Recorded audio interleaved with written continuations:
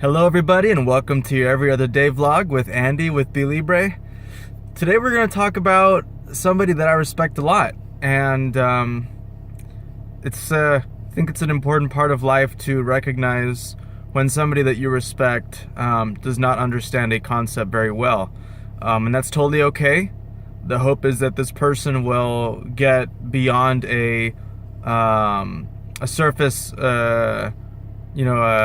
the word? Surface level understanding. There's a better word for that. I'm sorry. There's a better word for that, but more than a surface level understanding of Bitcoin. And that man is Mark Blyth. He is an economist, world renowned. He's got plenty of insight. The guy knows a lot. I mean, the guy is brilliant when it comes to social economics, understanding economics, and from a global perspective. So he doesn't just understand American economics or European economics. This guy runs the gamut. I believe he teaches at a university, I think here in the U.S. I think Brown University. I'll have to look that up. But so Mark Blyth recently made a comment on Bitcoin, and he said that it was synthetic, it was artificial, and that it could not be money. He said the price is way too volatile for it to ever be considered money. And while I agree with that sentiment that a volatile asset should never be, not that it should never be, but it doesn't quite, doesn't make it easier to do business when the money that you're using fluctuates up and down in value. Therefore, accepting it makes it a lot more difficult to have any sort of belief or reliance on that money day to day. So let's just say that I make a sale for goods. I get paid in Bitcoin. Tomorrow, the price is halved. It drops, let's say, what it recently did from 20,000 to 10,000. Is that a problem for me as a business? Hell yeah, it's a problem. I just lost half of the money that I got for the goods that I paid, I'm sure, a decent amount of money for. How is that a reliable money? How is that something that I can depend on to do business with? And for that, I agree with Mark Blyth.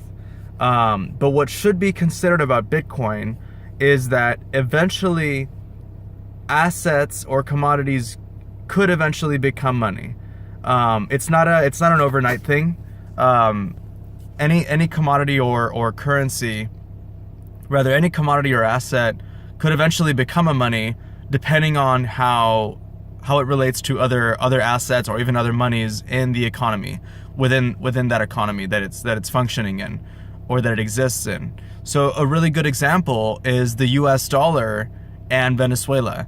So in Venezuela, their currency is spiraling out of control downward. So the Venezuelan, I think it's the bolivar, is increasingly losing value at an insane pace. I believe that the inflation rate is now like doubling or tripling even day to day, which is disgusting. It's absurd. And I know no people should be put through that amount of stress. So what does a country's people need to do if their inflation is so insane that their currency is just exploding, not in terms of value, but in terms of uselessness? Holding any of their currency, the bolivar, is just asking to have less purchasing power. It's just useless. It's just trash. So from what I've read, Venezuelans have turned to terrible stores of value such as cars, and what seems to be making the most sense for them is to be purchasing dollars. So the Venezuelan government, I believe, they've set a certain peg as far as how many bolivars you can trade for a dollar at exchanges that they sanction to be legitimate. But the true market has spoken, and there are several websites where the people on the ground floor actually doing the exchanging are telling you how many bolivars a dollar's worth. And it turns out that the bolivar is just, they're keeping better tabs on inflation than the Venezuelan government is. So this website is telling everybody, okay, if you have $1, it's worth this much bolivars. Or if you have this many bolivars, it's worth less and less dollars each day. So we see the dollar here not being used so much as a currency or as a money, as much as it is being used as an asset, as a store of value in Venezuela. And I'm making these allusions to Venezuela and Bitcoin because that might be the future that we're looking at in terms of the dollar here in the US. We are hitting crazy deficits. The deficit hawks the Republicans have promised to be, or that always, that's the lip service they're always giving when they're not in power. And then once they're in power, they seem to run up the deficit as high as they can.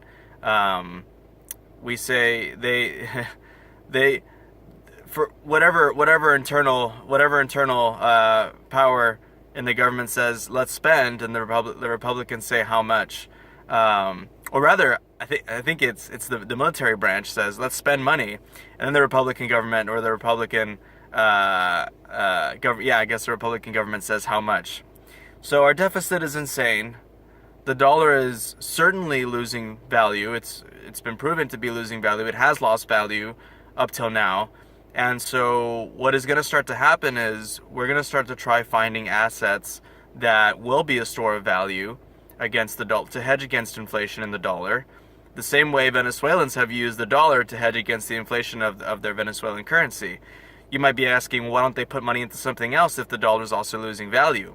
And I think the truth is it's probably easier to use the dollar as opposed to trying to find other assets. Maybe the dollar is just the most it's just the asset that they can most easily get a hold of. But relative to their Venezuelan bolivar, the dollar is not losing as much value. That's just to show you how bad inflation is in Venezuela. But Bitcoin, relative to the dollar here, we are seeing Bitcoin as a better hedge, or rather as an easy to get into hedge against the dollar. If you are somebody that has a lot of money, then you are easily able to get into high value assets that have a high barrier to entry, such as gold, silver. I wouldn't say as much silver, but perhaps gold. You do have to put a certain amount of money to get any decent amount of gold. Land, if you want to get land, which is historically a good hedge against any economic downturn. It is hard to get into land with just $100, with just $1,000, with $5,000. You need a lot of money to get into land. Stocks, even. If you want to get a blue chip reasonable stock, you have to put a certain amount of money. Otherwise, it's not worth it. So where Bitcoin comes in is that the barrier to entry for Bitcoin is so low.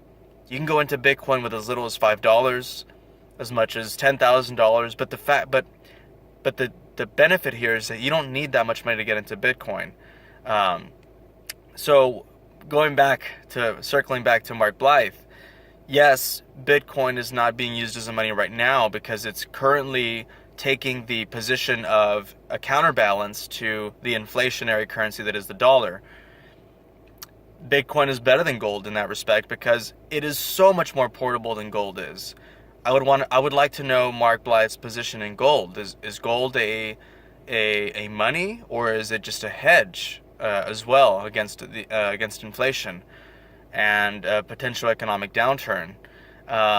These are things that I'm very sure that Mark Blyth will do more reading into Bitcoin. He'll do better to understand it. Given the opportunity, I'd love to talk to him about it. That'd be fantastic. That'd be awesome. I really respect his opinions on stuff. So maybe once he gets a better understanding of Bitcoin and what it is and what it isn't, I'd be really curious to see what his thoughts would be, how they're going to be developing moving forward. But yeah, guys, hope you all appreciated that talk on Bitcoin and whether it's money or not. I think for now it's going to be accumulating value as an asset, and then once maybe nobody accepts the dollar anymore, I should have wrapped up with this conclusion before trying to conclude the video. The conclusion should be that Bitcoin for now is accumulating value. Price discovery is happening. The market is trying to determine how much Bitcoin is going to be worth compared to the dollar until the dollar is no longer circulated because nobody would accept it. Then in a scenario like that where the dollar is no longer accepted, then Gresham's law would discontinue, and we would just be transitioning to a Bitcoin run economy where we would use Bitcoin as money. That is one scenario, and that's the scenario that I think is the most plausible. given history and what we know about it, how it tends to repeat itself. But alright guys, hope you liked the video. Like if you like, share with a friend, and please subscribe. Talk to you next time. Bye.